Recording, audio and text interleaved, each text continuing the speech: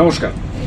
সামনেই 2026-এর বিধানসভা নির্বাচন, আর মাত্রই কয়েকটা দিন বাকি। আর তার আগেই এই মুহূর্তে রণসংকল্প সভা করলেন অভিষেক বন্দ্যোপাধ্যায়। বিধানসভার নিরিখে বারুইপুর পূর্ব বিধানসভায় সাগর সংঘের মাঠে তিনি এই জনসভা করেন এবং সেখানে অগণিত মানুষ ভিড় করেছিলেন। তারা শুনতে চাইছিলেন তাদের দলীয় নেতা ঠিক কি বলেন। তৃণমূল কংগ্রেসের সর্বভারতীয় সাধারণ সম্পাদক তিনি এই সভা থেকে যে বার্তা দিলেন, সেই বার্তার মধ্যে যে মূল কথাগুলো উঠে এলো সেগুলো একদিকে যেমন কেন্দ্রের বিজেপি সরকারের দিকে তিনি নিশানা করেছেন, অন্যদিকে নির্বাচন কমিশনের দিকে তিনি নিশানা করেছেন। এসআইআর যে পর্ব, সেই পর্ব শুরু হওয়ার পর থেকে একের পর এক মৃত্যু মিছিল গোটা বাংলা জুড়ে সাধারণ ভোটাররা আতঙ্কিত হয়ে আত্মহত্যা করেছেন কিংবা অসুস্থ হয়ে মারা গিয়েছেন।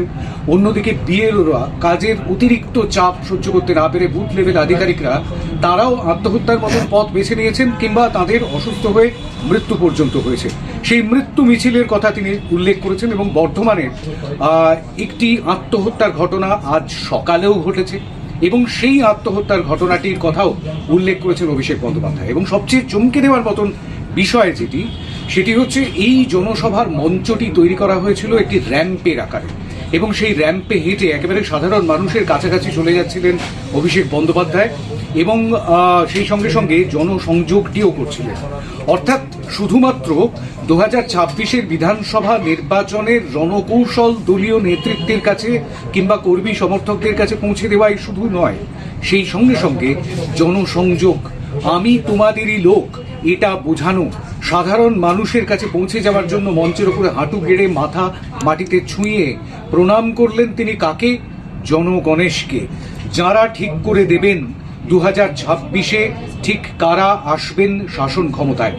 তৃণমূল কংগ্রেস শাসন যন্ত্রের শীর্ষে থাকতে চাইছে 2026-এও এবং সেই জায়গা থেকে তারা এই দক্ষিণ 24 পরগনা, যেখানে আজকে সভা দিয়ে শুরু করলেন অভিষেক বন্দ্যোপাধ্যায় তাঁর জনসংকল্প সভা, সেই দক্ষিণ 24 পরগনা জেলাটিও কিন্তু দীর্ঘদিন ধরে তৃণমূল কংগ্রেসের গড় বলে পরিচিত। আর সেখানের 31টি বিধানসভা ক্ষেত্রেই জয় চাইছেন অভিষেক বন্দ্যোপাধ্যায়। দলের সর্বোচ্চ নেতৃত্ব জয় চাইছে 31টি বিধানসভার মধ্যেই 31টি যাতে তারা পান, তার জন্য একটা টার্গেট বেঁধে দিয়েছেন অভিষেক বন্দ্যোপাধ্যায় এবং সেই সঙ্গে সঙ্গে আরও একটি টার্গেট তিনি বেঁধে দিয়েছেন, সেটা হচ্ছে যাতে একেবারে কাছের যে প্রতিদ্বন্দ্বী যাকে হারাচ্ছে তৃণমূল কংগ্রেস, তাদের থেকে যেন 50,000-এর বেশি ভোটের মার্জিন থাকে। অর্থাৎ ব্যবধানটা যাতে 50,000-এর নিচে না নামে, সেই সংকল্প তৈরি করে দিয়েছেন, সেই টার্গেটও বেঁধে দিয়েছেন আজ অভিষেক বন্দ্যোপাধ্যায়। এবং একদম একটু আগেই বলছিলাম যে র্যাম্পের কথা, সেই র্যাম্পে শুধুমাত্র যে সাধারণ মানুষের কাছে পৌঁছে যাওয়া তাই শুধু নয়, অভিষেক বন্দ্যোপাধ্যায় মঞ্চের ওপর থেকে দাঁড়িয়ে পরিষ্কার বলেছেন যে এই র্যাম্প করার আরও একটা অন্য কারণ রয়েছে। সেটা হচ্ছে 3 জন জীবিত ভোটারকে, একজন কাকদ্বীপের, 2 জন মেটিয়াবুরুজের ভোটার, তাদেরকে তিনি হাজির করেছেন আজকে মঞ্চে। জীবিত তারা অভিষেক বন্দ্যোপাধ্যায়ের মঞ্চে, কিন্তু মৃত তারা খসড়া ভোটার তালিকায়।